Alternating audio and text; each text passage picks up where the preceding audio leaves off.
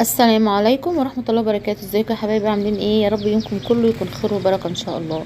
النهارده هعمل معاكم العيش اللي انتوا شايفينه الجميل ده. سهل جدا يتعمل في البيت سواء في العجان او على ايديكم. بصوا الطراوه بتاعته، الله الله. دي معمول في الطاسة فوق على النار. خلاص، شوفوا طريقة ازاي جميلة، ما بتاخدش وقت وما بياخدش اي مجهود.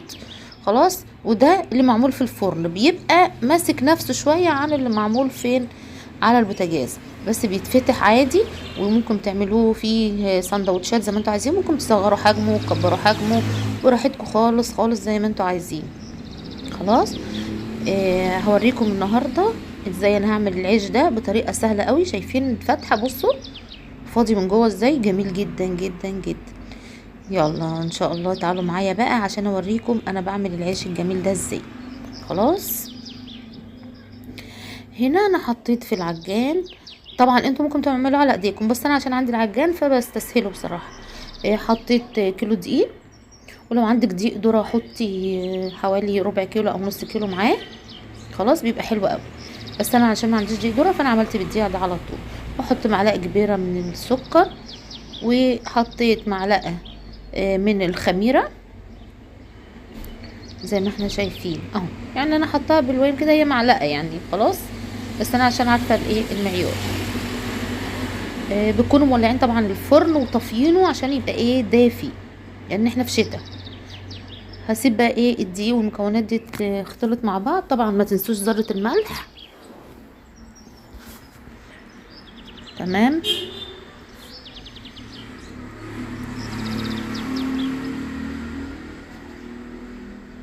خلاص كده اتقلبت المكونات الجافة مع بعضها. هحط بقى هنا ايه زبادي.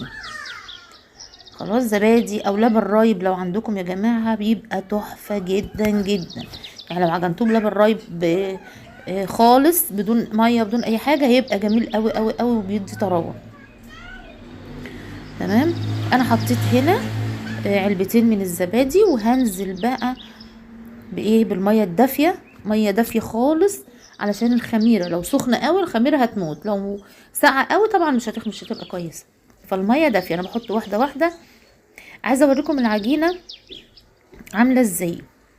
بصوا العجينة هي بتلزق، هي المفروض انها بتلزق، بس بصوا تحسوا انها محببة لسه ما نعمتش، يعني عايزة ضرب كمان. خلاص، فلازم احنا نضربها شوية عشان اللي هي الايه الحبوب اللي فيها دي اما بتتضرب كتير بتنعم وبتبقى كويسة. حط بقى هنا حوالي معلقة كبيرة من الزيت عشان تلم معايا العجينة.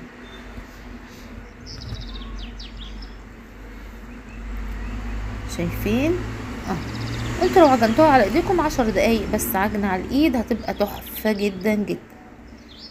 هنا شايفين العجينة جميلة ازاي؟ بصوا بتلزق بسيط خالص خالص. شايفين؟ لزق بسيط. هي لما تلزق كده تعرف ان العجينة هتطلع طرية.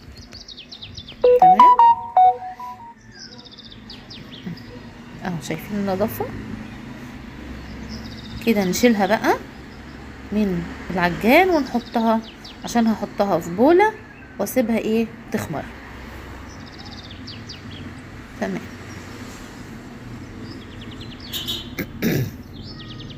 دي هنجيب بولة. شايفين العجينة بقت جميلة وناعمة جدا جدا. شايفين المطة اللي فيها؟ بصوا الله الله. يلا هدهن بس الايه البولة دي شوية زيت عشان ما تبقاش تلزق فيها، واحط فيها الايه العجينة. تمام. اغطيها بقى بستريتش رول واحطها بقى في الفرن اللي انا كنت مدفياه من قبلها بشويه وطفي عليه، واحطها ايه تخمر، لان احنا في الجو ساقع ده عايز مكان دافي. شايفين جمالها؟ بسم الله ما شاء الله.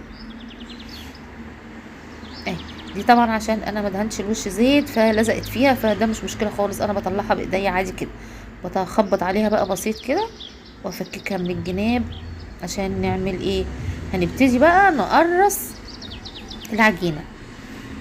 قرص بقى الحجم اللي انتوا عايزينه حجم صغير، عايزين حجم كبير، براحتكم خالص زي ما انتوا عايزين. بصوا ده الوسط اللي انتوا كنتوا شفتوني عاملاه بالظبط. شايفين بقرصه؟ فاكرين الفطير اللي انا كنت عاملاه؟ ارجعوا تاني وشوفوا الفطيره هتلاقوني مقرصه نفس التقريصه دي.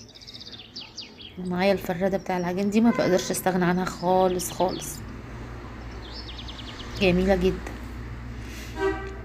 حط بقى العجين كده، لو عرفتوا تفردوا من غير ما ترشوا دقيق على العجين من فوق مفيش مشكله. لقيتوها بتلزق في الفراده ديت، قوموا حاطين لها ايه شويه صغيرين، انما انا ما حطيتش هنا.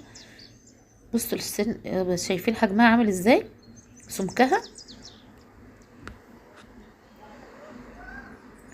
يلا اعمل كمان واحده اوريكم.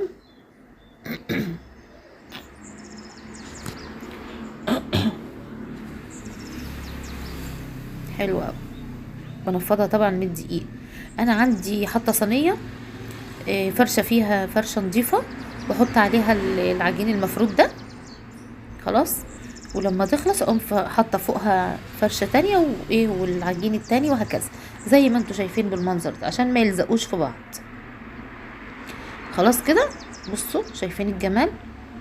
طبعا القماشه دي انا عاملاها بس للعجين. خلاص هاجي بقى على النار، حاطه انا هنا بقى الايه،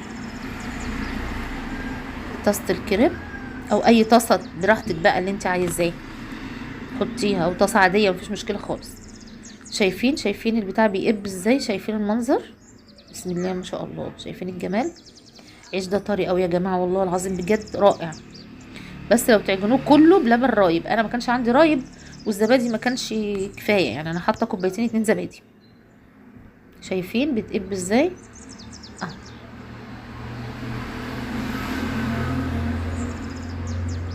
جميل جميل. يلا زي ما انتوا بقى شايفين. اتمنى بقى ايه فيديو النهارده ده يكون عجبكم، واللي مشتركش معايا في القناه يشترك وفعلوا الجرس يوصلكم مني كل جديد. واتمنى تعملوا لي اعجاب ولايك وتشيروا الفيديو عشان الكل يستفيد. خلاص شايفين الطراوه، شايفين الجمال بتاع الفيديو. يلا اشوفكم على خير، السلام عليكم ورحمه الله وبركاته.